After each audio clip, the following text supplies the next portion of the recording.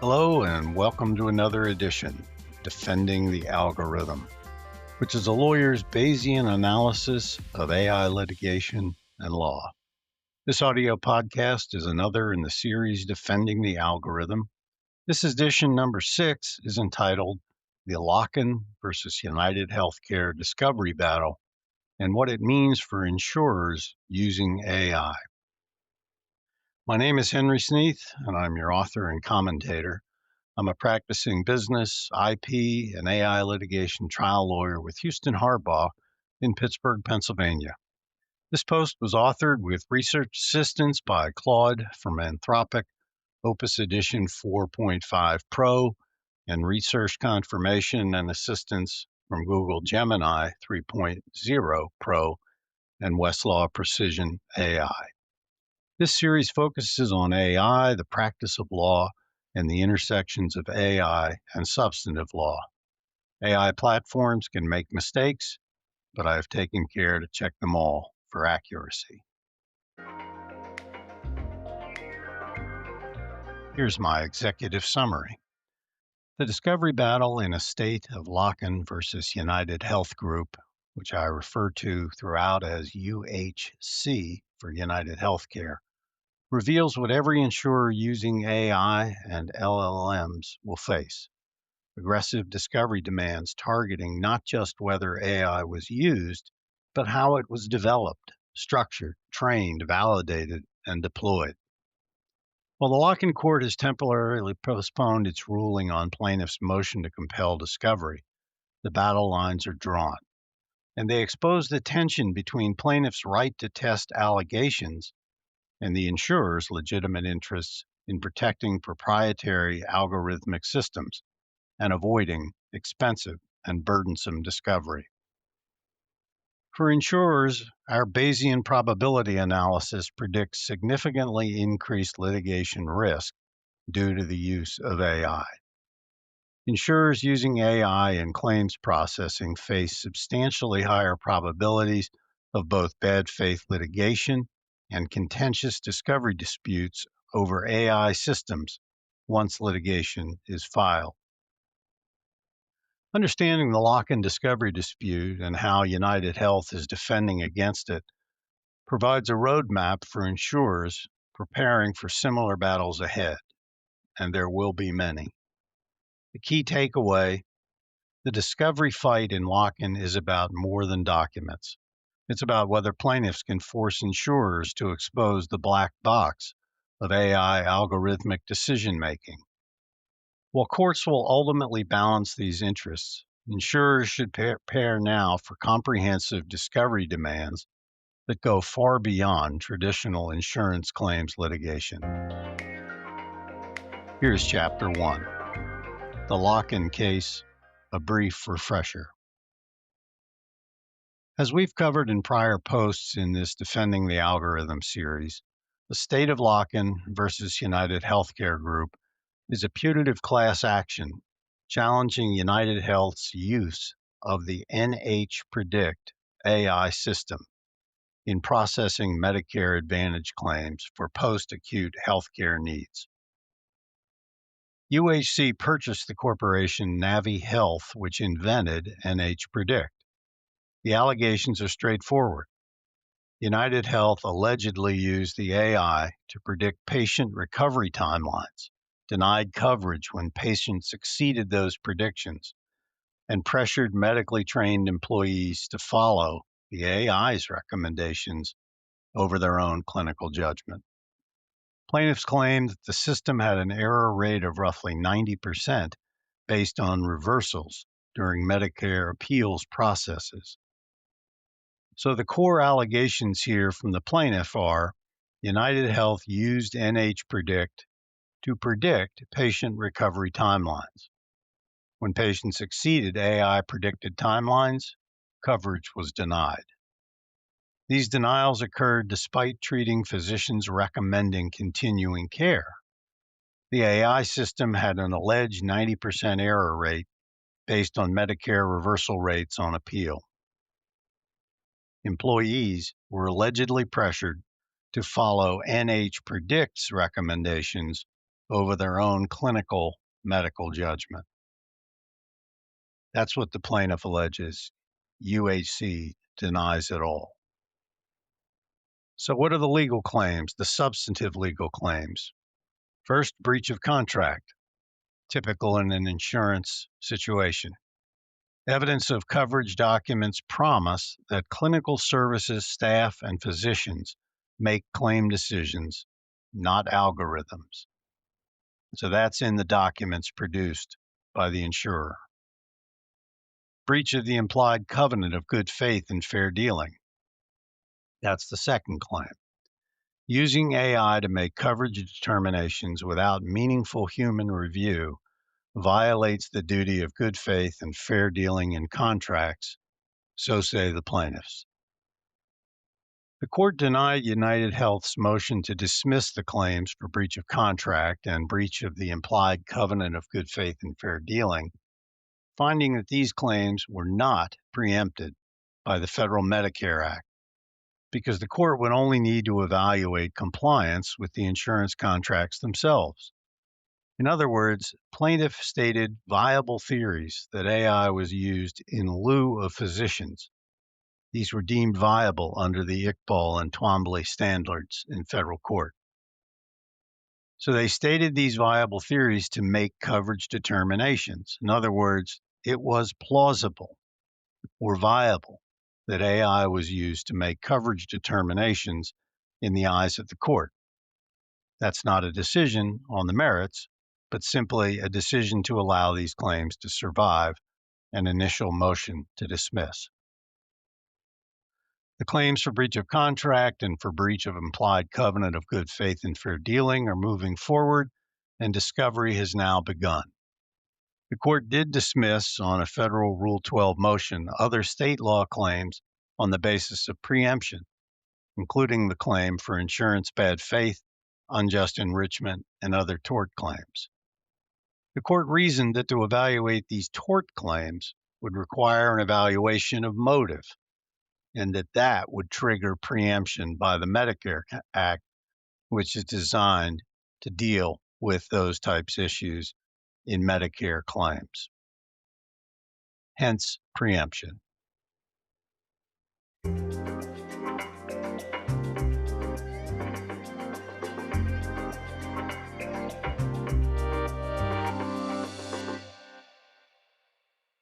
Here's Chapter 2. The Discovery Battle, What the Class Plaintiffs Want. On August 21, 2025, plaintiffs filed a motion to compel discovery, seeking to force United Health to produce documents and information that the insurer had so far refused to provide based on relevance, burden, and privilege objections. The discovery requests reveal plaintiffs' aggressive strategy.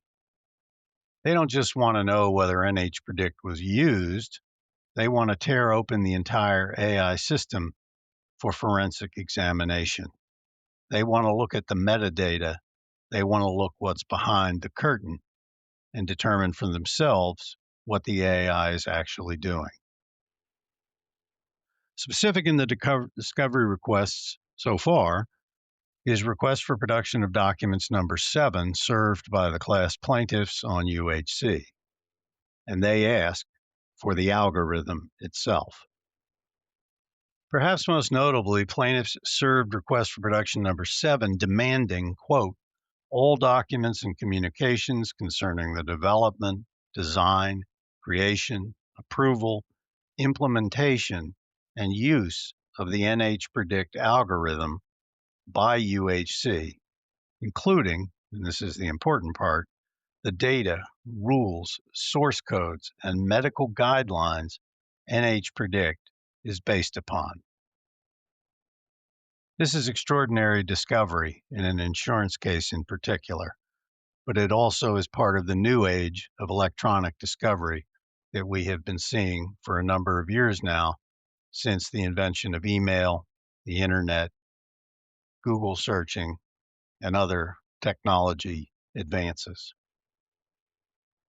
Plaintiffs aren't just asking for routine policy documents like in the old days, claims manuals or employee training materials. No, They're demanding training data, the patient records used to train NH Predict to generate predictive analytics. Key there is patient records. That will implicate HIPAA and other privacy issues, among many other things. They seek source codes, the actual algorithm, the math, the instructions, the prompts. What was the AI programmed on and instructed to do?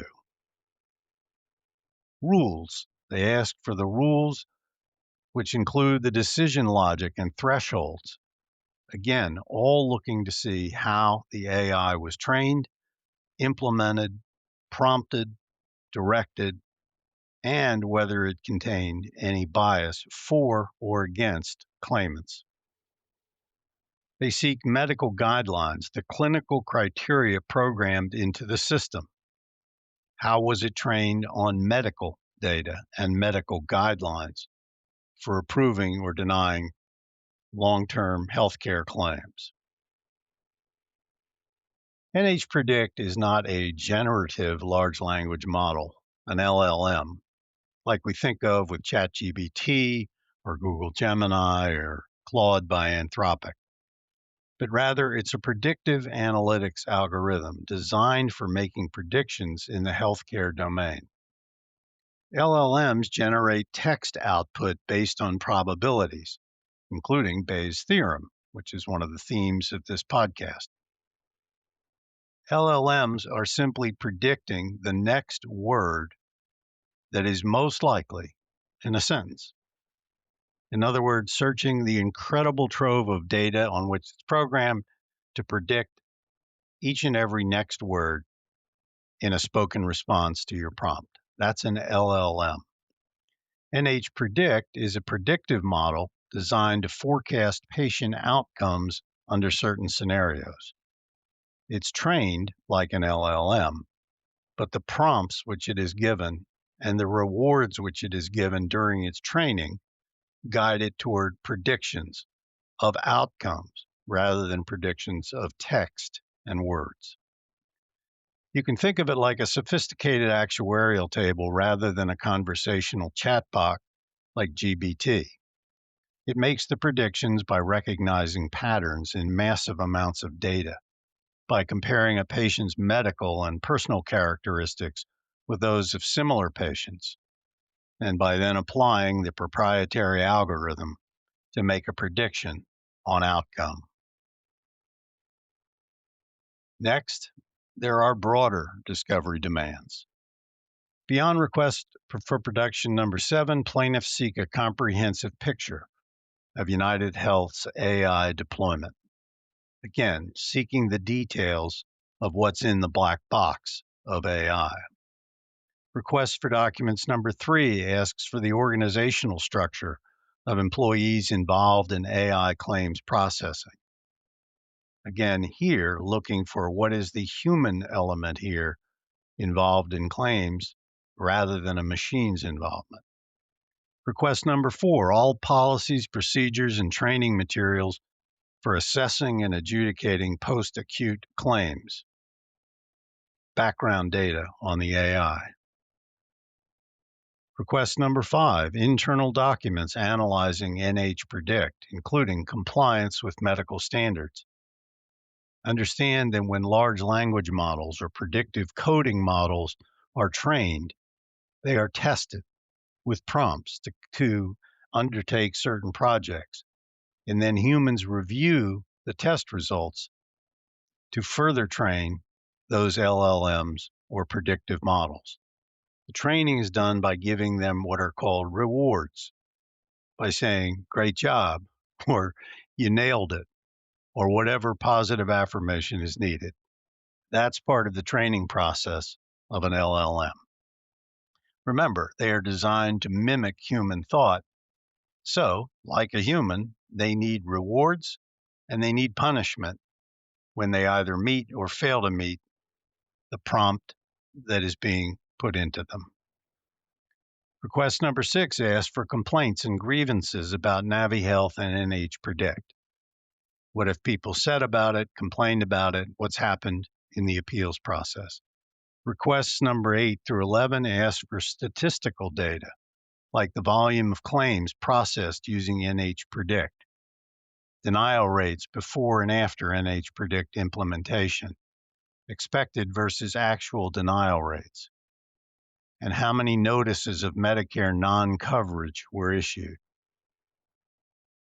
Requests 12 and 13 seek financial information, acquisition of Navi Health and projected cost savings, revenue and earnings from Medicare Advantage business. In other words, what was the return on investment to United Health in acquiring Navi Health and implementing its NH-Predict algorithm?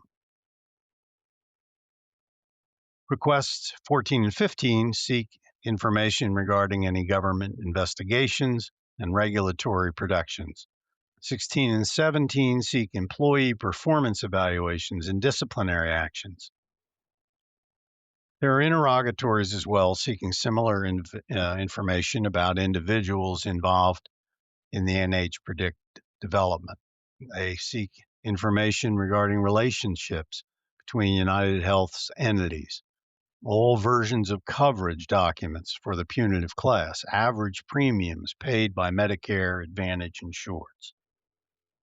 So you can see the trend here is to determine the involvement of human beings in training and implementing the AI, and in determining what biases were to be built in, if any, and what rewards were given to it during its training, with the end product being an evaluation by the plaintiff class of whether or not the AI was programmed to deny claims. United Health moved for a bifurcation of the discovery process. On August 21, 2025, United Health filed a motion to amend the pretrial scheduling order to bifurcate discovery into two phases. The proposed first stage would have limited discovery to the threshold factual question of whether the defendants actually used NH-Predict instead of physician medical directors to make adverse coverage decisions for the named plaintiff's care. Following this initial phase, United Health asserted that the case would be ripe for summary judgment motions by them regarding the named plaintiffs. Only if a genuine issue of material fact remained, so argued United Health, would a second stage, including expert and class-based discovery, be initiated. The court denied this motion on September 8th of this year, 2025, finding that bifurcation would not promote efficiency or judicial economy. The court reasoned that separating discovery requests would lead to additional avoidable disputes over which category a discovery request falls in, and would potentially delay the case if United Health's summary judgment motion fails. Chapter 3. United Health's defense, the binary question strategy. In its August 28, 2025 brief in opposition to the motion to compel discovery, United Health mounted a sophisticated defense grounded in three core arguments. A, either it was used or it wasn't. United Health's most compelling argument frames the dispute as a binary question. Either NH-Predict was used as plaintiffs allege, or it was not. This is a clever legal strategy.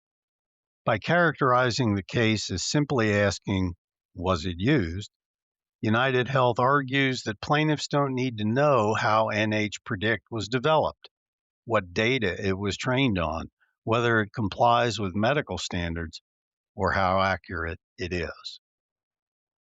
If, as plaintiffs allege, NH-Predict was used to make final coverage determinations, that alone is the breach.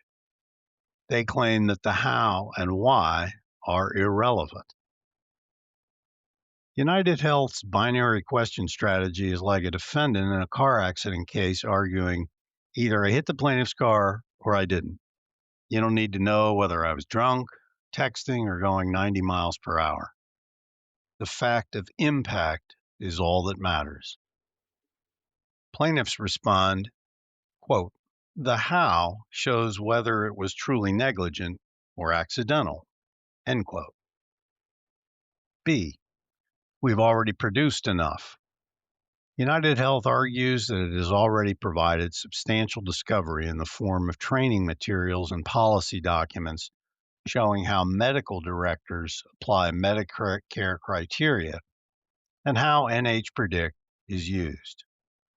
Again, United Health wants to focus on the human element. Administrative records for the named plaintiffs showing how or if NH Predict was involved in their specific claims, in addition to the medical records and other documents reviewed by medical directors, and repeated offers to meet and confer about additional discovery needs. UHC says this all should have been sufficient.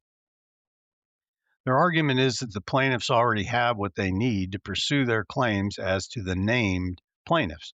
Remember, this is a class, and not every person in the class is named in the caption. Any additional requests, UHC argues, are a fishing expedition. And C, they claim a faulty premise objection. Throughout its responses, UHC objected that many discovery requests were, quote, based on the incorrect speculation that every time Navi Health provides services, that it uses NH Predict, or that NH Predict was used to make adverse coverage determinations, end quote. This creates an interesting catch-22. The plaintiffs allege that NH Predict is used systematically and without proper oversight, but United Health counters that such claims are speculative, asserting that the AI is not always used and does not make final coverage decisions. Plaintiffs, in turn, need discovery to test their allegations. That's their argument.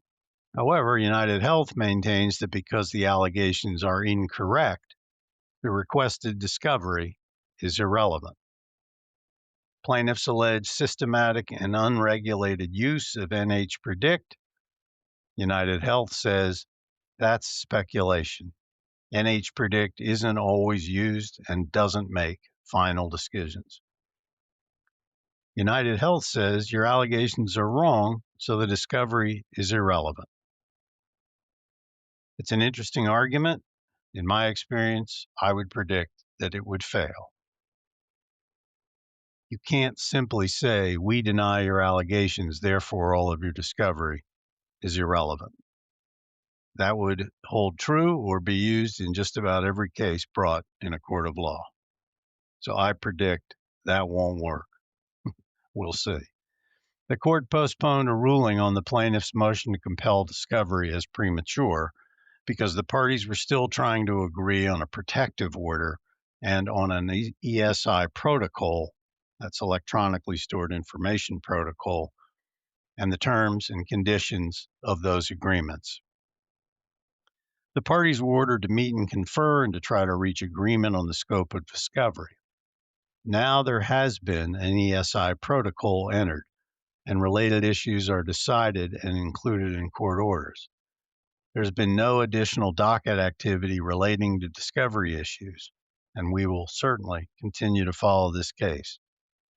The complaint for this case and the ESI protocol are made part of our blog at www.hh-law.com, and there are links to those documents if you wish to read them. This is Chapter 4. What this means for insurers, a Bayesian analysis. First, the probability shift. Bayesian probability analysis of AI insurance litigation reveals a significant upward shift in risk for carriers and a significant increase in the cost of litigation discovery, expert testimony, and overall proceedings to trial. In other words, the probability of an A event, that's increased litigation frequency, cost, and discovery, given what we're learning about AI's use in claims processing and court proceedings which are taking place, That Bayesian equation predicts a high probability of an increase in all of these areas. Litigation risk. Insurers using AI and claims processing face substantially elevated litigation risk compared to traditional claims processing. Cases like Lokken, combined with the parallel Cigna and Humana cases that I'll talk about in a minute, demonstrate that AI-driven claims denials are likely to become and to remain a recognized cause of action. Next, the discovery dispute risk. Once AI-related litigation is filed, the probability of contentious discovery disputes is markedly higher than in traditional insurance litigation. Plaintiffs' aggressive pursuit of AI training data, source codes, and other metadata creates new battlegrounds that didn't exist in conventional bad faith cases. Discovery in these cases will be more akin to discovery in patent or trade secret litigation, highly technical and heavily dependent on competent expert witnesses and tech-savvy lawyers. Here, both parties and their lawyers will need to increase their tech and AI awareness for sure. The parties in Lokken have entered into a protective order and an ESI protocol that is perhaps the most sophisticated that I have ever seen. And again, it's part of the blog for this podcast and is available by link at our website. UHC will undoubtedly claim highest level confidentiality for all electronic data, and they may even raise trade secret protection claims to prevent discovery of the underlying predictive source codes. The risk of multiple discovery disputes in this case is very high, as UHC tried hard and lost the battle to bifurcate discovery, which might have shielded them from production of the algorithmic data, but they now may well raise other objections under the protective order and ESI protocol, given that the court order makes it far more likely that the source codes and metadata behind the algorithm will be discoverable. Next, more risk factors that increase litigation and discovery exposure will heighten.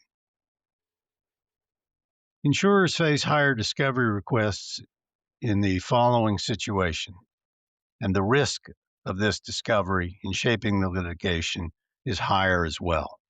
Here are those circumstances. Systemic allegations. Claims are framed as company-wide AI deployment rather than focusing solely on individual claim disputes.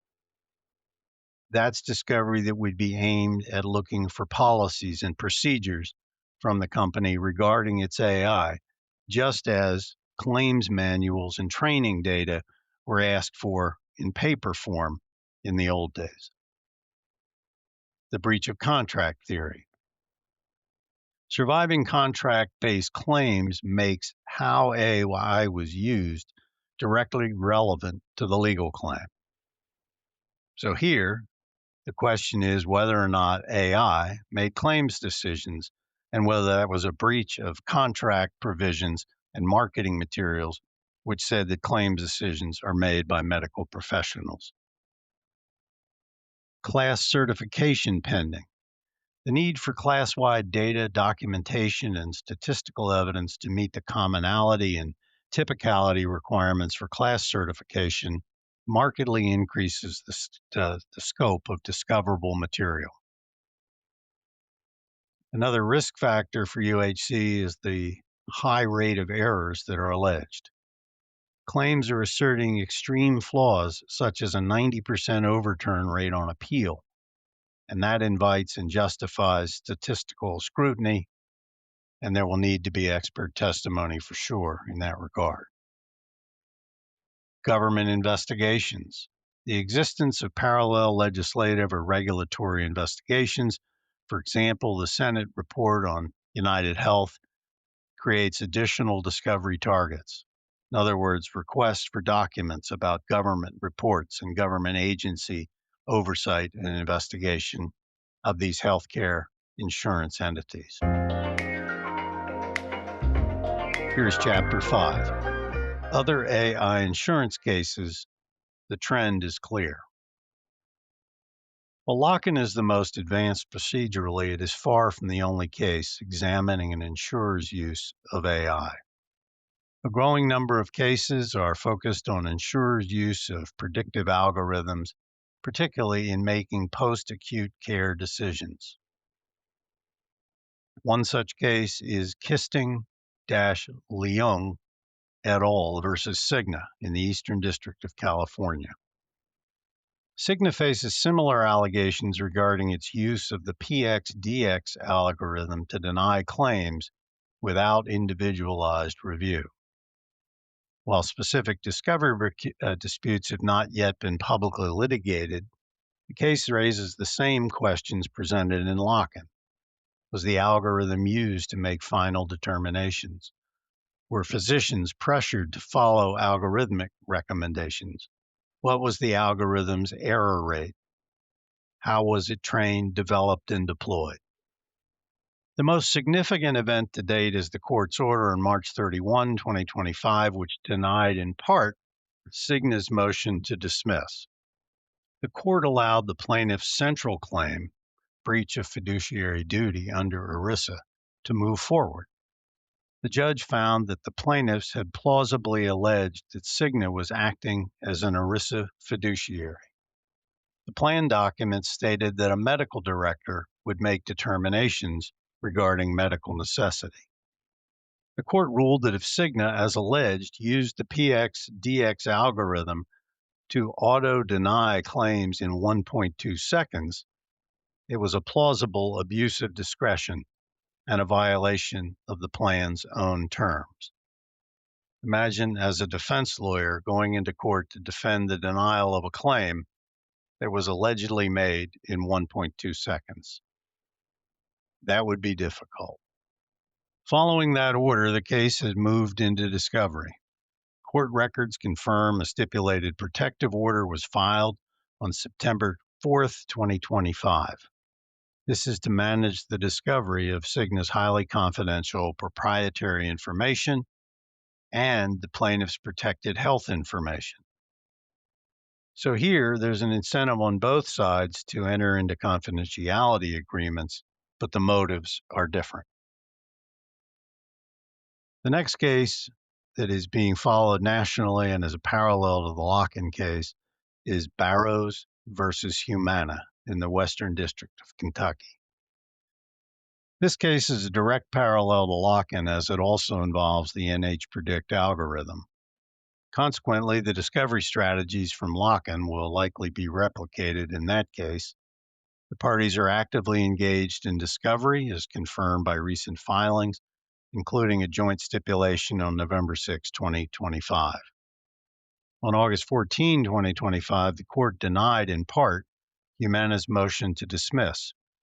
Humana argued the plaintiffs must first go through the full Medicare administrative appeals process, which is a huge hurdle to overcome. Similar to Lokken, the court agreed to judicially waive the exhaustion requirement.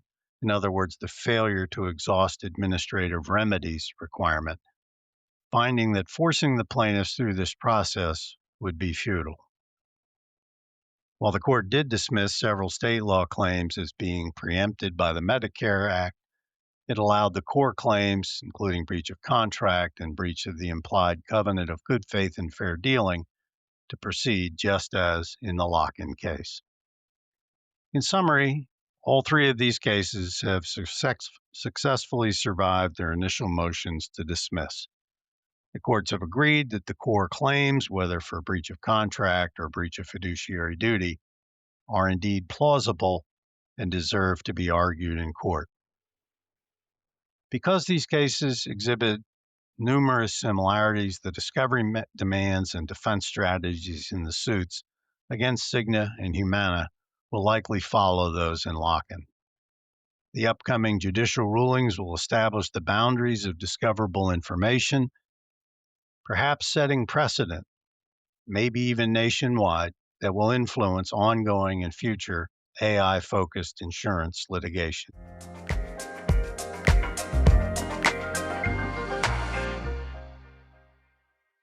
Chapter 6, Looking Ahead. The algorithmic trade secret battle is coming. The postponement of the key discovery ruling in Lokken means that the major questions surrounding algorithmic transparency remain unanswered. Can insurers effectively protect their AI algorithms as trade secrets or otherwise as confidential information as a defense to discovery demands? The ultimate judicial answer will hinge on several key legal and technical determinants. The answer to this question will depend on three factors. How unique is the algorithm? Protection is highly dependent on the proprietary nature of the technology. For instance, off-the-shelf predictive models are unlikely to qualify as trade secrets. In contrast, custom algorithms built with proprietary training data have a much stronger claim to protection. The next question, what is really at issue? Courts will attempt to balance transparency with commercial secrecy. They may require the disclosure of the AI's decision logic and thresholds necessary for plaintiffs to prove their claims, but they may still protect the underlying source code if the decision logic suffices. Next, are there less intrusive alternatives? The necessity of discovery often relies on the lack of other options. Courts may consider if plaintiffs' experts can adequately test the system without actually seeing the source codes, or if access to input and output data and statistical summaries alone would suffice to assess the AI's alleged error rates and bias. Insurers face a fundamental tension. AI systems work best as black boxes, protecting the proprietary methods, but complex contract obligations require transparent decision making. In other words, the antithesis of the black box AI system. Plaintiffs will argue that it's like hiring a consultant who refuses to explain their advice, but insists that you follow it. Eventually, trust breaks down. Chapter 7, Conclusion. The discovery phase in these cases will shape AI insurance litigation. The Lokken discovery battle appears to be the first major test of whether insurers can shield AI systems from scrutiny in litigation. The outcome will determine a few things. One, the scope of AI discovery. Will courts require full algorithmic transparency or accept limited disclosure? Number two, trade secret protection. Can insurers successfully invoke trade secret protection for proprietary AI systems used in their claims processing? Third, burden and proportionality. How will courts balance plaintiffs' need for information against the burden of massive AI-related document productions? For insurers, the lesson is clear. The discovery phase is now more critical than ever as to whether AI insurance cases will be won or lost. The substantive legal issues are important, but if the plaintiffs can't get discovery on how the algorithms actually work, they will have a hard time trying to prove their case that it wasn't a human decision, but was rather a machine decision. Plaintiffs will want to examine the credibility of human testimony by looking under the hood at the algorithmic math. Looking to see how the algorithm was trained and on what material will be important, so claim the plaintiffs. Whether it is prompted by its creator coders to do in the black algorithmic box, what is it told to do or not to do? What assumptions is it asked to make? United Health's defense strategy in Lokken to frame it as a binary question: limit discovery to named plaintiffs only and protect the algorithm as proprietary, is the template that other insurers will likely follow. Whether it succeeds will shape the future of AI insurance litigation. To conclude in Bayesian probability terms, given the likelihood factors we are learning from the Lokken case, the probability of discovery and breach of contract and insurance bad faith cases becoming more metadata driven, more complicated, and more expensive, given the need by plaintiffs to challenge human testimony on what the subject algorithms are doing in the black box equal very high. That's the Bayesian theorem in terms of the likelihood of certain outcomes in AI insurance litigation. That's all for today. My thanks to Claude, Google Gemini, and Westlaw Precision for their assistance with the Defending the Algorithm series. Thanks also to Houston Harbaugh Associate Attorney Taylor Hines for her research and writing on this particular post. Houston Harbaugh's intellectual property and AI litigation team continues to monitor developments in training, data, and AI enterprise litigation all across legal frameworks. For questions about how these evolving legal standards may affect your AI deployment, data acquisition practices, or enterprise AI risk management, please contact me, Henry Sneath, in our office at email address sneathhm@hh-law.com, or give me a call at 412-288-4013, and I'll be happy to talk to you. Thanks for reading or listening, and we'll see you next time on Defending the Algorithm.